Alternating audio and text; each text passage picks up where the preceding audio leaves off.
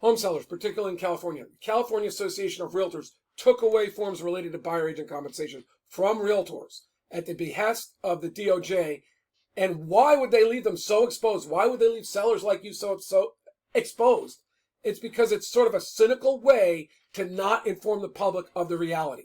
The reality is there are risks when you're offering buyer agent compensation, and they are, in my opinion, fairly easily mitigated against or even eliminated, but you'd have to be educated by an attorney. And they don't want to do that. The same reason I believe they got in trouble before. They wanted to keep all those high fees to themselves and not share and protect their sellers. It got them in trouble once. It's going to happen again. We'll discuss that in other videos. But this is a fairly simple solution. It's just that realtors can't even talk to you about it. So my solution that's available for free, all you have to do is go to my website right now. Is forum.gettingclientspro.com. This was originally made for realtors, and it may still be in the future. They can download it too. The first scenario is no buyer agent compensation being offered. Very, very important in that this form comes from the seller because you're the one who's licensed to do all this. You're the owner of the home.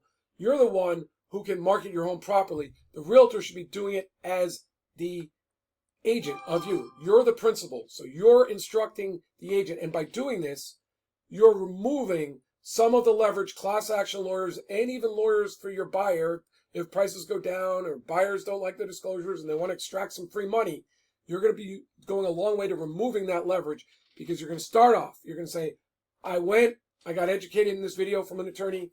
I got this form and I instructed my realtor that we're going to start with zero. Now, after a period of time, I would say after it gets listed up on the market, you can consider the other scenarios. That's what we're going to cover right now. Scenario 2. This is the one most realtors use, and it's passive, it's horrendous, and it's why a lot of homes are sitting on the market and will continue to sit on the market as long as there's high interest rates, in my opinion. And that's, they're saying, well, we'll tell the people when they call up about buyer agent compensation that they should submit an offer, and you'll consider offers of buyer agent compensation. You're open to it, but we'll consider it when they show up.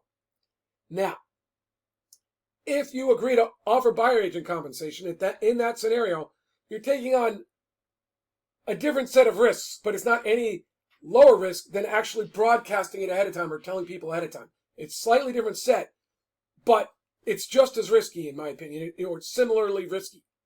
And if you're doing that, whether you do scenario 2, scenario 3, where you instruct your listing agent to very consistently say, yes, we are offering $20,000 or $30,000, or if you must, a percentage. I don't agree with percentages, and I'll tell you why later, but you can just take that percentage and turn it into a flat fee. That way, if prices are negotiated, you can't be accused of compromising the buyer's agent by saying, if you get us more, you'll get paid more, right? So you want to make it a flat fee. It can be near a percentage. It's just that, like, if they negotiate $10,000 lower, the agent doesn't say, oh, the agent can't say, well, my fee goes lower. Or if it's multiple offers and they pay more, it can't be argued that their agent was incentivized to make their client pay too much. So to me, flat fee, yes, we're offering $20,000.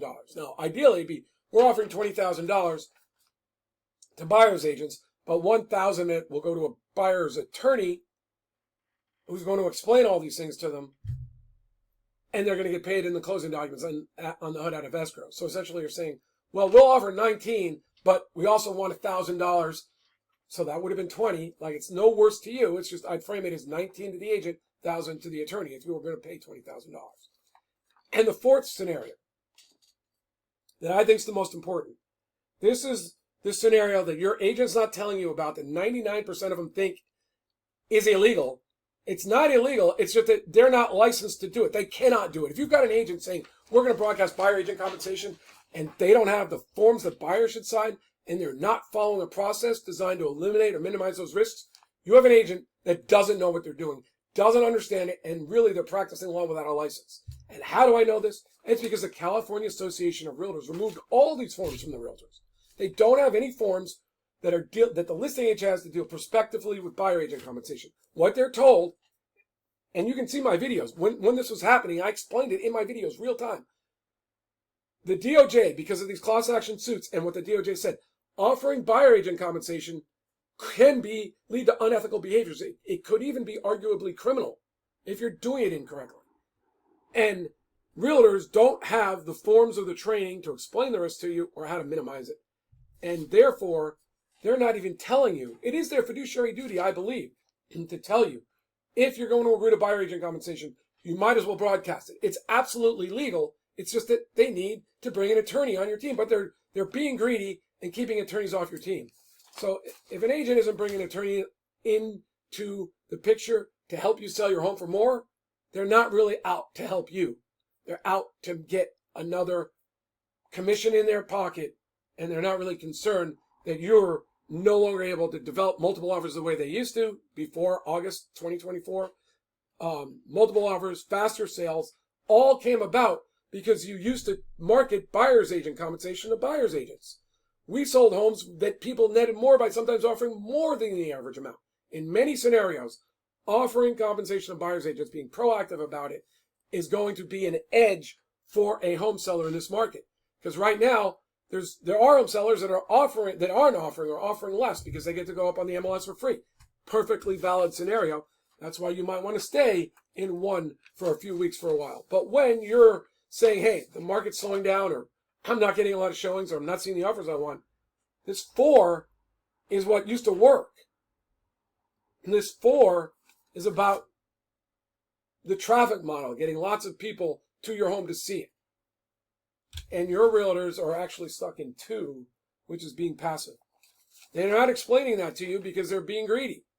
So I would say start with the form. So this, you will instruct them to do it. And if they can't do it, you'll say, well, go to John's website at winnerscheck.com, or if you're interested in his software, and then it would be absolutely free, the program to be a certified seller's advocate. Go to Getting Clients Pro, and if you sign up for a software which is going to help you market, you're going to be in great shape. So, like, do you want to help me sell my home, or do you want to just put money in your pocket regardless of what I net on it? So, my name is John McConnin. I would say that anybody who wants this form and a training that goes with it should go to forum.gettingclientspro.com. Forum.gettingclientspro.com. Thanks. My name is John McConnin. I'm a real estate attorney and a broker in California. And I'm not licensed in other states, but I know a lot of states are similarly situated. And finally, no, we'll talk about that another time. All right. Thanks. Talk to you later. Bye.